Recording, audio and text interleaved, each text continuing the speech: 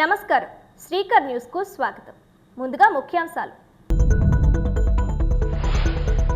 జనవరి 21లోగా శాఖల వారీ పనుల జాబితా అంచనాలకు తుది రూపం అందించాలి. గోదావరి పుష్కరాల సన్నాహక సమీక్షలో ఇన్ఛార్జ్ జిల్లా కలెక్టర్, కమిషనర్.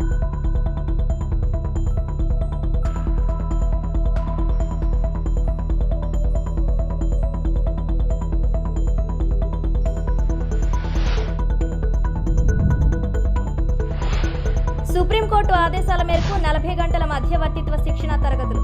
న్యాయవాదులు ఈ అవకాశాన్ని సద్వినియోగం చేసుకోవాలన్న జిల్లా ప్రధాన న్యాయమూర్తి గంధం సునీత.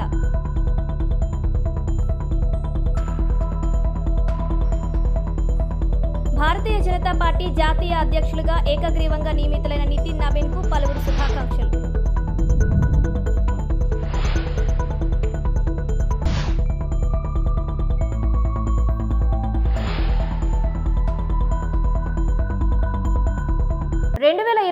గోదావరి పుష్కరాల నేపథ్యంలో రాష్ట్ర ముఖ్యమంత్రి సమక్షంలో నిర్వహించనున్న రాష్ట్ర స్థాయి సమీక్ష సమావేశాన్ని దృష్టిలో పెట్టుకుని అన్ని శాఖల వారీగా చేపట్టాల్సిన పనుల జాబితా అంచనాలకు తుది రూపం దిద్దాల్సిన అవసరం ఉందని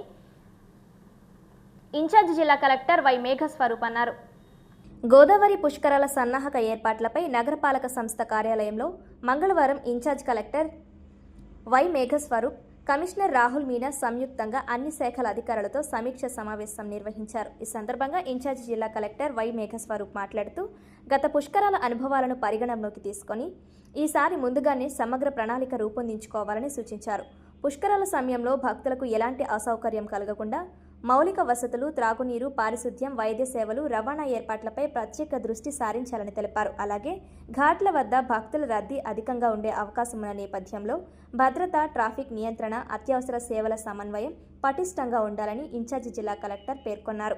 అనంతరం కమిషనర్ రాహుల్ మీనా మాట్లాడుతూ రాష్ట్ర ముఖ్యమంత్రి సమీక్ష సమావేశానికి ముందే శాఖల వారీగా ప్రతిపాదనలు సిద్ధంగా ఉండాలని, రేపటిలోగా పనుల జాబితా అంచనాలకు తుది రూపం దిద్దాలని అధికారులను ఆదేశించారు.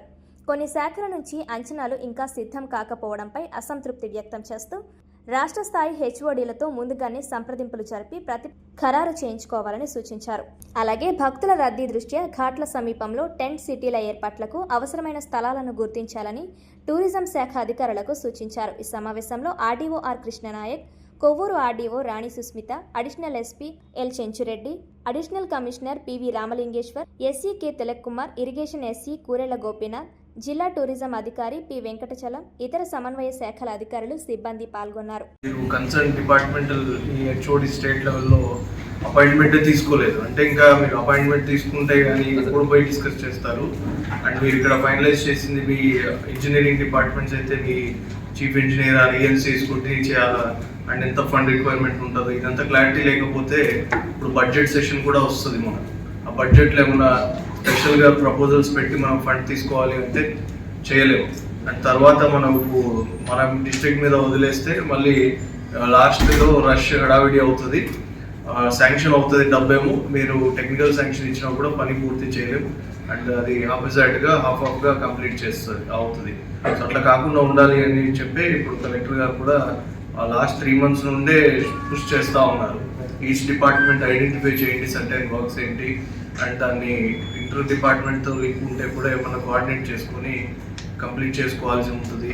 అండ్ కమిషనర్ గారు రెడీ చేశారు. ఆ టెంప్లెట్ డిపిఆర్ ప్రకారం మీ ప్రాజెక్ట్ ప్రపోజల్స్ తీసుకెళ్ళి మీ హెచ్ఓడితో ఫైనలైజ్ చేయించుకుంటేనే అవి చీఫ్ సెక్రటరీ సార్ లెవెల్లో బడ్జెట్లో పుష్ అవుతాయి. నేను ఇండివిజువల్ డిపార్ట్మెంట్స్ మాట్లాడితే మాక్సిమం అదే రీజన్ చెప్పారు. లైక్ మనకి అదే పుష్కర్ పండుగ తర్వాత మనకి అపాయింట్మెంట్ ఇస్తారు, దాని గురించి కొంచెం లేట్ అయింది. So that's why I also in between ఒక వారంలో మనం మీటింగ్ పెట్టలేదు. బట్ నౌ ఇప్పుడు ఈ week this the only week that you have time for this. ఒక టెంటేటివ్గా CM sir he's given time, Davos వచ్చిన తర్వాత హీ హెస్ గివెన్ టైమ్ 23. అదే by so most probably we can have that meeting also. So ఆ time first question అదే వస్తుంది. He will ask directly HODs, state level HODs, like exactly whether వాళ్ళ లెవెల్పై 6 districts combined plan is prepared or not. కానీ ఇప్పుడు చూస్తే maximum department side నుంచి even first level meeting కూడా జరగట్లేదు. సో ఇంత డిలే చేస్తే it will become headache for you only. Supreme court ఆదేశాల మేరకు మధ్యవర్తిత్వ విధానాన్ని మరింత ప్రభావవంతంగా అమలు చేయడంలో భాగంగా 40 గంటల మధ్యవర్తిత్వ శిక్షణ తరగతులు నిర్వహించడం జరుగుతోందని జిల్లా ప్రధాన న్యాయమూర్తి గంధం సునీత తెలిపారు. స్థానిక జిల్లా కోర్టు ఆవరణలో సుప్రీంకోర్టు మధ్యవర్తిత్వం మరియు రాజీ ప్రాజెక్ట్ కమిటీ ఆధ్వర్యంలో నిర్వహిస్తున్న మధ్యవర్తిత్వ శిక్షణ కార్యక్రమానికి ఆమె ముఖ్య అతిథిగా హాజరయ్యారు. ఈ సందర్భంగా ఆమె మాట్లాడుతూ సివిల్ ప్రొసీజర్ కోడ్ 89 ప్రకారం వివాదాలను 4 ప్రత్యామ్నాయ పద్ధతుల ద్వారా పరిష్కరించే అవకాశం ఉందని, వాటిలో మధ్యవర్తిత్వం ఒక ముఖ్యమైన విధానమని పేర్కొన్నారు. న్యాయాధికారులు ఒక కేసు మధ్యవర్తిత్వం ద్వారా పరిష్కారం సాధ్యమవుతుందని నిర్ధారించినప్పుడు ఆ కేసులను మధ్యవర్తిత్వ కేంద్రానికి సిఫార్సు చేయడం జరుగుతుందని గంధం సునీత తెలిపారు. నియమ నిబంధనల ప్రకారం జ్యుడిషియల్ అధికారి లేదా న్యాయవాదిని మధ్యవర్తిగా నియమించి తదుపరి సమస్యలు తలెత్తకుండా సహేతుకమైన పరిష్కారం చూపించేలా చర్యలు తీసుకుంటున్నట్లు వెల్లడించారు. మధ్యవర్తిత్వం ద్వారా పరిష్కారమైన కేసులపై తిరిగి అప్పీల్కు అవకాశం ఉండదని స్పష్టం చేశారు. దీనివల్ల కోర్టులపై 25 నుండి 50% వరకు భారం తగ్గే అవకాశం ఉందని తెలిపారు.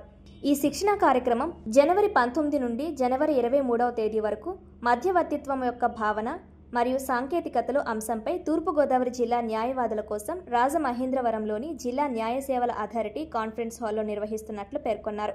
ఈ కార్యక్రమంలో జిల్లా న్యాయ సేవాధికార సంస్థ కార్యదర్శి N Srilakshmi, mediation master trainer SH Surender Singh, mediation master trainer PM Mohammed Shiraz, ఇతర న్యాయవాదులు, ఉమ్మడి తూర్పుగోదావరి జిల్లాకు చెందిన 35 మంది న్యాయవాదులు పాల్గొన్నారు. అందరికీ నమస్కారం. గౌరవ సుప్రీంకోర్టు వారు అలాగే హైకోర్టు వారి ఆధ్వర్యంలో మీడియేషన్ పైన 40 గంటల పాటు ఇక్కడ లోకల్లో ఉన్న అడ్వకేట్స్ అందరికీ ట్రైనింగ్ ఇవ్వడం జరుగుతుంది. ఈ ట్రైనింగ్ యొక్క ముఖ్య ఉద్దేశం ఏంటంటే, మనకు సివిల్ ప్రొసీజర్ కోడ్లో సెక్షన్ 89 కింద 4 మోడ్స్ ద్వారా మనకి కంటెస్ట్ మీదే కాకుండా కేసెస్ డిస్పోజ్ చేసుకునే అవకాశం ఉంది. మీ అందరికీ తెలిసిందే లోక్ అదాలత్ దానిలో ఒక మోడ్ ఆఫ్ డిస్పోజల్. అలాంటిదే మీడియేషన్ కూడా. మీడియేషన్ అంటే మధ్యవర్తిత్వం ద్వారా కేసుని కోర్టులో వేసుకున్న తర్వాత జ్యుడిషియల్ ఆఫీసర్స్ అందరూ కూడా ఏ కేసు మధ్యవర్తిత్వం ద్వారా మనం సెటిల్ చేసుకోవచ్చు అనేది ఐడెంటిఫై చేసుకుని దాన్ని మీడియేషన్ సెంటర్కి రిఫర్ చేసి ఒక అడ్వకేట్ని కానీ జ్యుడిషియల్ ఆఫీసర్ని కానీ అక్కడ మీడియేటర్ కింద అపాయింట్ చేసి ఇరు పార్టీలకి సామరస్యంగా ఉండే విధంగా టర్మ్స్ కండిషన్స్ రాసుకుని మళ్ళా ఆ టర్మ్స్ అండ్ కండిషన్స్ని కోర్టుకు పంపించిన తర్వాత ఒక అవార్డు అనేది పాస్ చేయడం జరుగుతుంది. దీనిలో అన్ని రకాల లోక్ అదాలత్ లాగానే అన్ని రకాల సివిల్ కేసెస్, కాంపౌండ్ చేసుకోదగిన criminal cases, land acquisition matters, execution petitions, అలాగే MUOP యాక్సిడెంట్ కేసెస్, అన్ని రకాల కేసెస్ని సెటిల్ చేసుకోవచ్చు. దీనిలో కూడా మనకు ఈ విధంగా సెటిల్ చేసుకుంటే కోర్టు ఫీజు వెనక్కి వస్తుంది. అదేవిధంగా అప్పీల్ చేసుకునే అవకాశం ఉండదు. మీరు ఇలా ఈ అవకాశాన్ని మనం సద్వినియోగం చేసుకుని ఈ మీడియేషన్ ద్వారా కేసెస్ కనుక డిస్పోజ్ చేసుకుంటే దాదాపుగా 25% నుండి 50% వరకు కోర్టుల పైన భారం తగ్గించే అవకాశం ఉంటుంది. జెన్యూన్ కేసెస్ ఏవైతే కంటెస్ట్గా కోర్టులో ఖచ్చితంగా ఉండాలి, రాజీ చేసుకోవడానికి వీలు లేనివి మాత్రమే కోర్టులో ఉంచుకుంటే మనకి మన జిల్లా వారీగా 89,000 ఉన్న పెండెన్సీని చాలా మట్టుకు తగ్గించుకోవడానికి అవకాశం ఉంటుంది. సో ఇలా ట్రైనర్స్ను మేము ట్రైనింగ్ ఇచ్చిన తర్వాత మీడియేషన్స్ అందరినీ కూడా కేసెస్ రిఫర్ అయినప్పుడల్లా ఆ మీడియేషన్ మీద ట్రైనింగ్ అయిన అడ్వకేట్స్కి రిఫర్ చేయడం జరుగుతుంది. ఇది అన్ని విధాల అందరికీ సామరస్యంగా సానుకూలంగా మధ్యవర్తిత్వం ద్వారా కేసెస్ డిస్పోజ్ చేయడానికి వచ్చిన అవకాశం. భారతీయ జనతా పార్టీ జాతీయ అధ్యక్షులుగా ఏకగ్రీవంగా నియమితులైన నితిన్ నబీన్కు పలువురు బీజేపీ నాయకులు శుభాకాంక్షలు తెలియజేశారు. తూర్పుగోదావరి జిల్లా బీజేపీ పార్టీ ఆఫీస్ నందు తూర్పుగోదావరి జిల్లా అధ్యక్షులు పిక్కి నాగేంద్ర ఆధ్వర్యంలో మీడియా సమావేశం నిర్వహించారు. ఈ సందర్భంగా అధ్యక్షులు మాట్లాడుతూ, ముందుగా భారతీయ జనతా పార్టీ జాతీయ అధ్యక్షులుగా ఏకగ్రీవంగా నియమితులైన నితిన్ నబీన్కు తూర్పుగోదావరి జిల్లా తరపున హృదయపూర్వక శుభాకాంక్షలు తెలిపారు. దేశం అభివృద్ధి చెందాలని, విశ్వగురువుగా భారత్ వికసించాలని ఎవరైతే ఆలోచిస్తారో అలాంటి వారికి భారతీయ జనతా పార్టీ పట్టం కడుతుందని చెప్పి దానికి నితిన్ నబీన్ యొక్క నియామకం నిదర్శనంగా నిలుస్తుందన్నారు. ఈ సందర్భంగా ప్రతి కార్యకర్త భారతీయ జనతా పార్టీ మరింత అభివృద్ధి కోసం కష్టించి కృషి చేస్తారని తెలిపారు.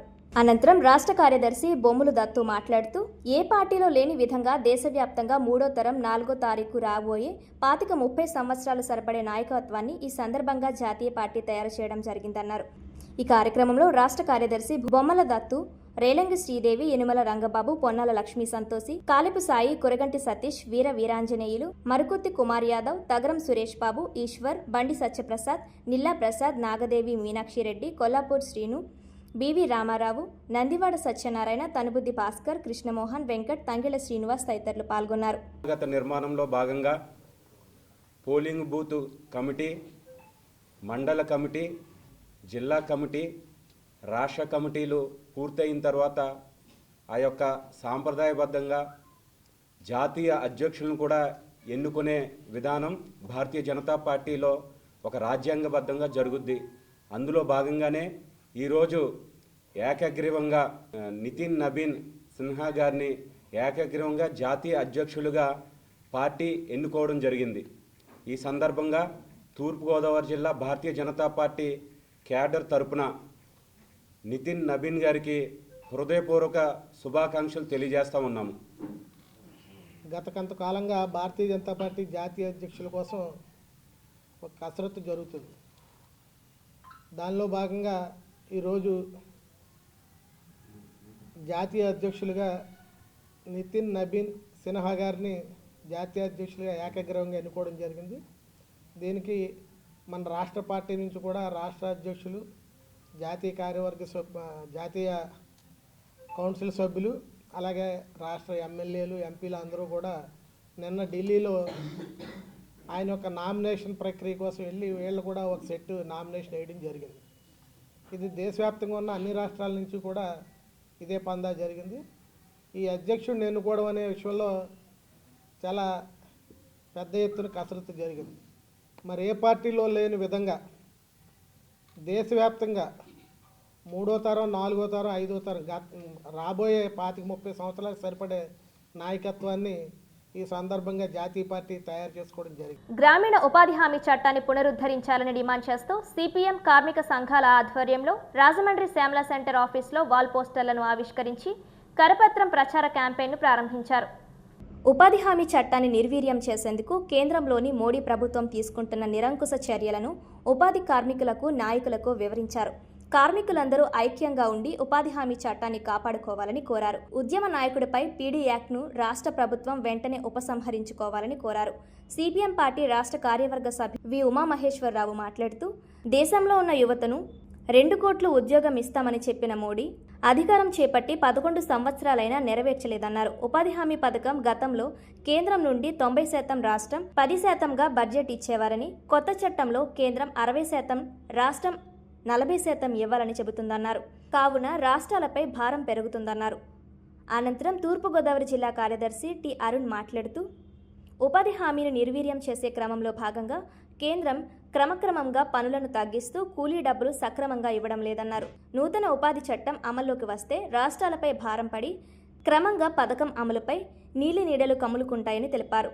ఉపాధి హామీ చట్టంలో కొత్త నిబంధనలు తీసుకురావడాన్ని వ్యతిరేకిస్తున్నట్లు కేంద్రానికి రాష్ట్ర ముఖ్యమంత్రి చంద్రబాబు నాయుడు తెలియజేయాలని అన్నారు. ఈ కార్యక్రమంలో పార్టీ జిల్లా కార్యదర్శి వర్గ సభ్యులు J Rambabu, B Pavan, P Tulasi, జిల్లా కమిటీ సభ్యులు KSV Ramachandra Rao, B Purnima Raju, Sundar Babu, I Subrahmanyam, Y Babyrani తదితరులు పాల్గొన్నారు. నిరుద్యోగ సమస్య పరిష్కారం కోసం లెఫ్ట్ పార్టీస్ యొక్క ఒత్తిడితో గత యూపీఏ ప్రభుత్వం మహాత్మా గాంధీ గ్రామీణ ఉపాధి హామీ పథకం చట్టాన్ని తీసుకొచ్చింది. ఆ చట్ట ప్రకారం కనీసంగా 100 రోజులు పని కల్పించాలి, వాళ్ళకి కనీసమైనటువంటి వేతనం ఇవ్వాలి అనేటటువంటిది ఉంటే, కేంద్ర ప్రభుత్వం అధికారంలోకి వచ్చిన తర్వాత ముందు బడ్జెట్ కోతేసింది. ఇప్పుడు బడ్జెట్ కోతేయటమే కాదు, మొత్తం ఆ చట్టాన్ని మార్చవతల బారేసింది. పేరుకు మాత్రం 100 రోజులు 125 రోజులు చేశానంటుంది. ఇప్పటి వరకు కూడా 90% నిధులు అనేటటువంటి కేంద్ర ప్రభుత్వం ఇచ్చేది, 10% మాత్రమే రాష్ట్రాలు అనేటటువంటి పెట్టుకోవాల్సి వచ్చింది. కానీ ఇప్పుడు 60% నిధులు మాత్రమే ఈరోజు కేంద్రం భరిస్తుంది, 40% నిధులు అనేటటువంటి ఇస్తుందని. అంటే నిధులు ఎంతవరకు వస్తే అంతవరకే పని కల్పించాలనేటటువంటిది ఈ చట్టంలో చెప్తుంది. అంటే ఇది చెప్పకుండానే మొత్తం గ్రామీణ ఉపాధి హామీ పథకాన్ని సంపూర్ణంగా నాశనం చేయడానికి, దీన్ని రద్దు చేయడానికి కంకణం కట్టుకొని పేరుతో సహా మార్చేసింది. అంటే ఈరోజు కేంద్ర ప్రభుత్వం యొక్క వైఖరి భూస్వాములకి, అదే రకంగా కార్పొరేట్లకి అనుకూలంగా నిరుద్యోగాన్ని పెంచే రీతిగా తయారైంది తప్ప ఇంకోటి కాదు. అందుకనే సిఐటియు మొత్తం లేబర్ కోడ్స్ రద్దు చేయాలని, ఈ గ్రామీణ ఉపాధి హామీ చట్టాన్ని పునరుద్ధరించాలని డిమాండ్ చేస్తూ ఫిబ్రవరి 12వ తారీఖున దేశవ్యాప్తమైనటువంటి సమ్మెకి పిలిపించింది. ఆ సమ్మెలో ఇటు పట్టణ కార్మిక వర్గం, సంఘటిత కార్మిక వర్గం, గ్రామీణ ప్రాంతాల్లో ఉన్న రైతాంగం, వ్యవసాయ కార్మికులు, కౌలు రైతులు అందరూ పెద్ద ఎత్తున పాల్గొని కేంద్ర ప్రభుత్వ విధానాలకు వ్యతిరేకంగా తమ గళం ఇవ్వాలని, ఈ చట్టాలు మార్చే దిశగా పోరాటం సాగించాలని ఈరోజు మేము ప్రభుత్వాన్ని మొత్తం ప్రజానీకానికి విజ్ఞప్తి చేస్తున్నాం. స్థానిక ఐదుబల్ల మార్కెట్ సెంటర్లో టీడీపీ నాయకుల ఆధ్వర్యంలో నందమూరి తారక రామారావు 30వ వర్ధంతి వేడుకలు ఘనంగా జరిగాయి. స్థానిక ఐదుబల్ల మార్కెట్ సెంటర్లో 18, 19 వార్డు టీడీపీ నాయకుల ఆధ్వర్యంలో స్వర్గీయ నందమూరి తారక రామారావుకు ఘనంగా నివాళులర్పించారు. ఈ కార్యక్రమంలో శీలం గోవింద్, చిట్టుబోయిన శ్రీను, ఎన్ కృష్ణరాజు, కుక్కల రమేష్, బొంతు ప్రసాద్, పీతా వంశీకృష్ణ, ఎన్ శివశంకర్ రాజు, జీవి రమణ, డి అప్పలరెడ్డి, పాలక వెంకటరమణ, జి ఆనందరెడ్డి, పి శ్రీనివాసరెడ్డి, ఎం కృష్ణ, దలిపర్తి వేమనన్న, కుసుమ, నగర ప్రజలు, రామారావు అభిమానులు పాల్గొన్నారు.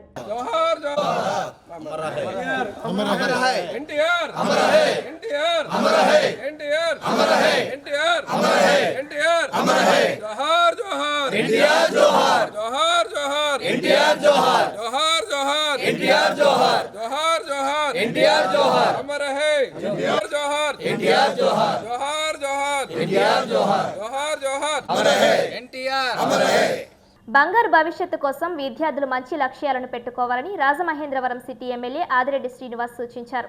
స్థానిక విఎల్పురంలోని శ్రీ చైతన్య జూనియర్ కళాశాలలో సే నో టు డ్రగ్స్ అనే అంశంపై విద్యార్థులకు నిర్వహించిన అవగాహన సదస్సుకు ఎమ్మెల్యే ఆదిరెడ్డి శ్రీనివాస్ ముఖ్య అతిథిగా హాజరయ్యారు. ఈ సందర్భంగా ఆయన మాట్లాడుతూ బాధ్యతాయుతంగా జీవించాలని, చదువుకోవాలని, డ్రగ్స్ తీసుకోవడం, ర్యాగింగ్, ర్యాష్ డ్రైవింగ్ వంటి తప్పులు చేయకూడదని సూచించారు. గతంలో అసాంఘిక కార్యకలాపాలకు పాల్పడిన ఒక ఘటన గురించి వివరించి అటువంటి కేసుల్లో ఇరుక్కుంటే భవిష్యత్తు దెబ్బతింటుందని హెచ్చరించారు. ప్రభుత్వం డ్రగ్స్పై చేపట్టిన కఠిన చర్యలు, యువతకు కల్పిస్తున్న ఉద్యోగ అవకాశాలు, రాష్ట్రానికి తీసుకువస్తున్న పెట్టుబడుల గురించి వివరించారు. మంచి భవిష్యత్తు కోసం చదువుకోవాలని ఉత్తేజభరితంగా మాట్లాడారు. చదువుకోవడం మీ భవిష్యత్తు మీ చేతుల్లో ఉందని, తల్లిదండ్రులు మంచి అవకాశాలు ఇచ్చారని వాటిని వృధా చేయకండి అంటూ విద్యార్థులకు సూచించారు. గత వైకాపా పాలనలో 5 ఏళ్లు గంజాయి విచ్చలవిడిగా దొరికేదని, కానీ కూటమి ప్రభుత్వం వచ్చిన తరువాత దానిపై ఉక్కుపాదం మోపిందన్నారు.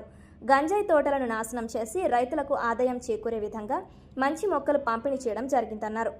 ముఖ్యమంత్రి చంద్రబాబు నాయుడు, మంత్రి లోకేష్లు రాష్ట్ర అభివృద్ధి ధ్యేయంగా పెట్టుబడులు రాబట్టేందుకు దావోస్ వెళ్లడంతో పాటు నిత్యం రాష్ట్రానికి ఏదొక విధంగా పెట్టుబడులు తీసుకువస్తున్నారని వివరించారు. వీటి కారణంగా యువతకు ఉపాధి అవకాశాలు మెరుగుపడతాయన్నారు. ప్రస్తుతం ఇంటర్ చదువుతున్న విద్యార్థులందరికీ త్వరలోనే ఓటు హక్కు రానుందని, 18,000 ఓటర్లు కాబట్టి బాధ్యతగా ఉండాలని సూచించారు. మంచి ధరలో వెళితే సక్సెస్ వస్తుందని పేర్కొన్నారు. అనంతరం MLA Adireddy Srinivas say no to drugs ప్లకార్డును ఆవిష్కరించడం జరిగింది. ఈ కార్యక్రమంలో చైతన్య కళాశాల అధ్యాపకేతర సిబ్బంది, అధిక సంఖ్యలో విద్యార్థులు పాల్గొన్నారు. కొవ్వూరు మండల community paramedics and primary health care providers welfare association ఆధ్వర్యంలో కొవ్వూరు ఎమ్మెల్యే ముప్పిడి వెంకటేశ్వరరావు చేతుల మీదుగా జీవన్ దాన్ అవయవదానంపై అవగాహన పోస్టర్లను ఆవిష్కరించారు.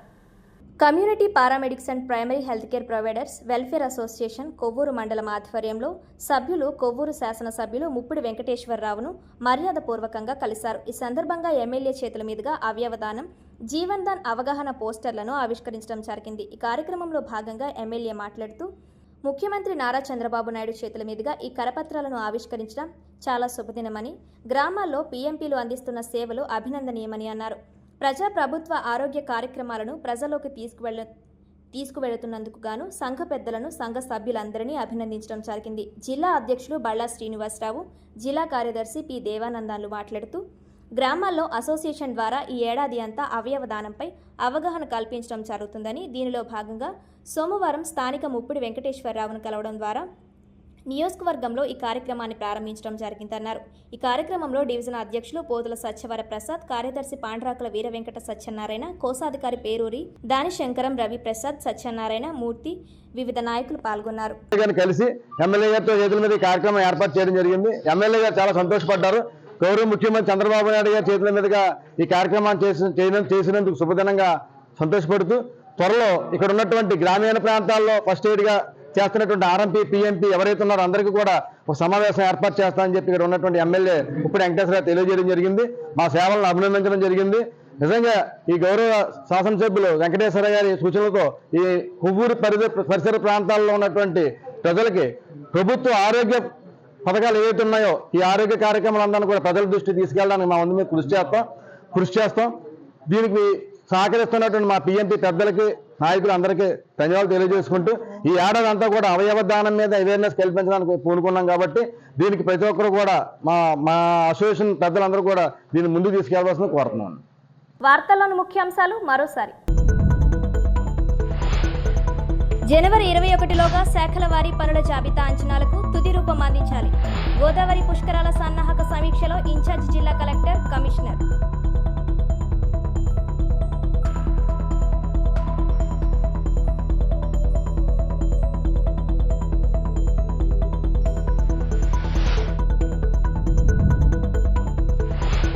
సుప్రీంకోర్టు ఆదేశాల మేరకు 40 గంటల మధ్యవర్తిత్వ శిక్షణ తరగతులు. న్యాయవాదులు ఈ అవకాశాన్ని సద్వినియోగం చేసుకోవాలన్న జిల్లా ప్రధాన న్యాయమూర్తి గంధం సునీత.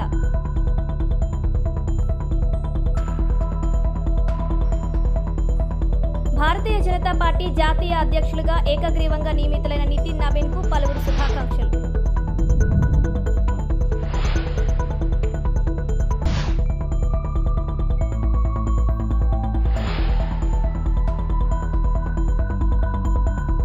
ఈనాటి వార్తలు ఇంతటితో సమాప్తం. తిరిగి వచ్చే బులెటిన్లో మళ్ళీ కలుద్దాం. అంతవరకు సెలవు. నమస్కారం.